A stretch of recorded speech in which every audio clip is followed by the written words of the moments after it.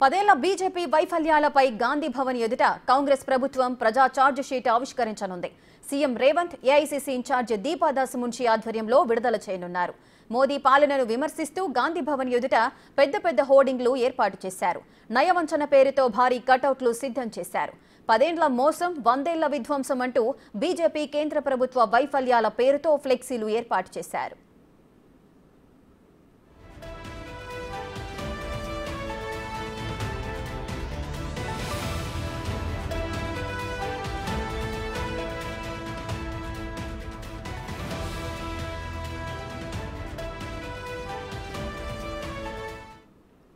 పదేళ్ల బీజేపీ పాలనలో తెలంగాణకు జరిగిన అన్యాయాన్ని సీఎం రేవంత్ రెడ్డి ఎత్తిచూపనున్నారు.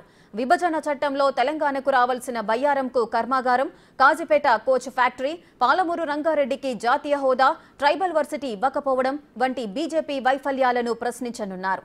ఏడాదికి 2 కోట్ల ఉద్యోగాలిస్తానని బీజేపీ ఎంతవరకు ఇవ్వకపోవడంపై నిలదీయనున్నారు.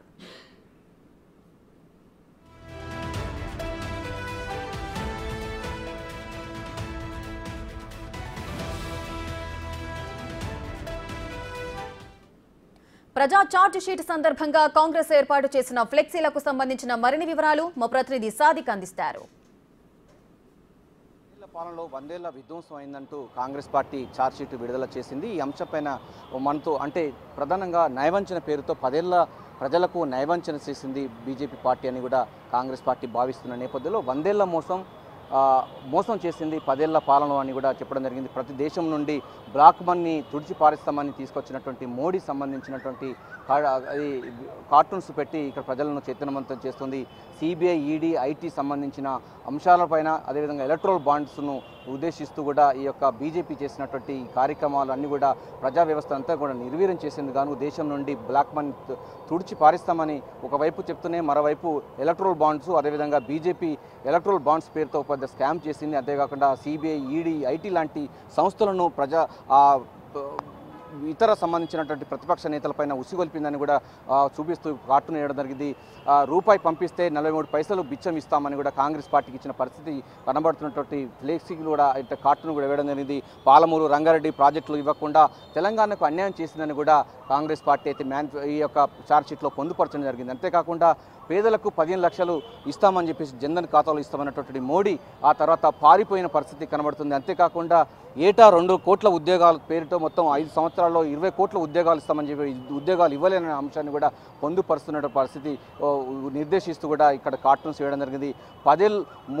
10 ఏళ్లలో మూడింతలైన దేశం పన్ను అన్ని అప్పులు పెరిగాయి, ఆస్తులు మాత్రం తరిగిపోతున్న అంశాన్ని కూడా ప్రధానంగా చూపించడం జరిగింది. ఇక కృష్ణా నదీ జలాలలో తెలంగాణ సంబంధించిన వాటా విషయంలో కూడా నిమ్మకు నీరెత్తిచ్చినట్టుగా బీజేపీ ప్రభుత్వం కేంద్ర ప్రభుత్వం చేసిందని కూడా చేసింది. అంతేకాకుండా 10 ఏళ్లలో 1,00,000 మంది రైతులు ఆత్మహత్య చనిపోయారనే విషయాన్ని కూడా పొందుపరచడం జరిగింది. ఈ యొక్క ఛార్జ్ షీట్లో పెట్రోల్ ధర 108 రూపాయలు ఉండేటువంటి వరకు తీసుకొచ్చింది. డీజిల్ ధర 96 రూపాయలు, కందిపప్పు ధర, నిత్యావసర ధరలు 180 రూపాయలు, వంట నూనె 180 రూపాయలు, ఇట్లా ఇబ్బడి ముబ్బడిగా ప్రజా సంబంధించినటువంటి నిత్యావసర ధరలు ఆకాశాన్ని అంటుకున్నటువంటి పరిస్థితి కనబడుతున్నది. సో బీజేపీ పాలనలో ఇదా జరిగిందని కూడా చెప్పడం జరిగింది ఒక ఫ్లెక్సీని. మరోవైపు ప్రతి ఏడాది 2 కోట్ల ఉద్యోగాలు ఇస్తానని కూడా ఇవ్వలేని పరిస్థితి.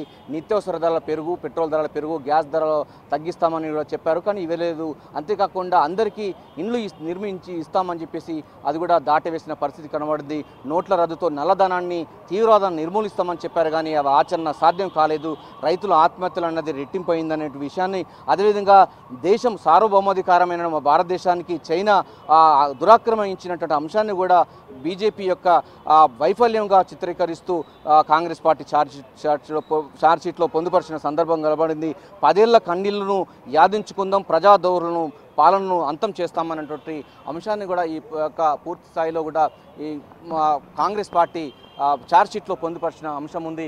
యువతకు ఈ మోసాలు చేసింది, యువతకు ఉద్యోగాలు ఇస్తామని చెప్పి ఉద్యోగాలు ఇవ్వలేదు అని కూడా అంశాన్ని కూడా చెప్పింది. అంతేకాకుండా దళిత గిరిజనులకు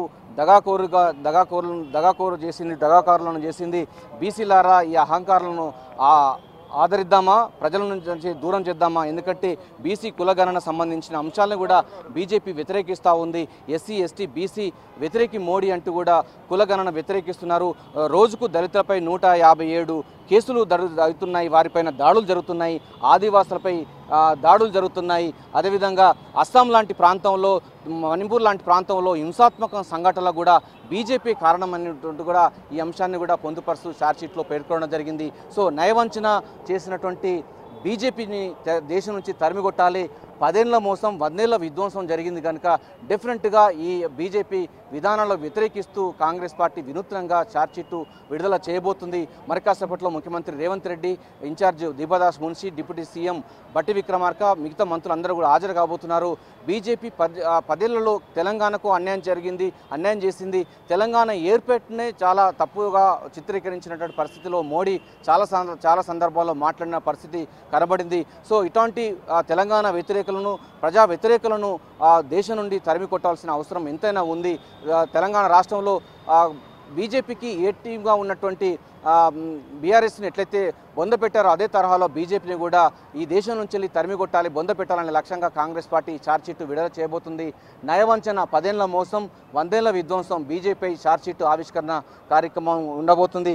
ఈ యొక్క ఎస్సీ ఎస్టీలపై, బీసీలపై జరుగుతున్నటువంటి అన్యాయాలను, అకృత్యాలకు అజ్యం పోస్తున్నటువంటి బీజేపీ మతోన్మాద శక్తులను దేశం నుండి తరిమి కొట్టాల్సిన అవసరం ఎంతైనా ఉంది. ప్రజాస్వామ్యాన్ని మరింత పరుడలించాలంటే కాంగ్రెస్ పార్టీ ఈ దేశానికి శ్రీరామ రక్ష అని కూడా చెప్తున్న పరిస్థితి కనబడుతుంది.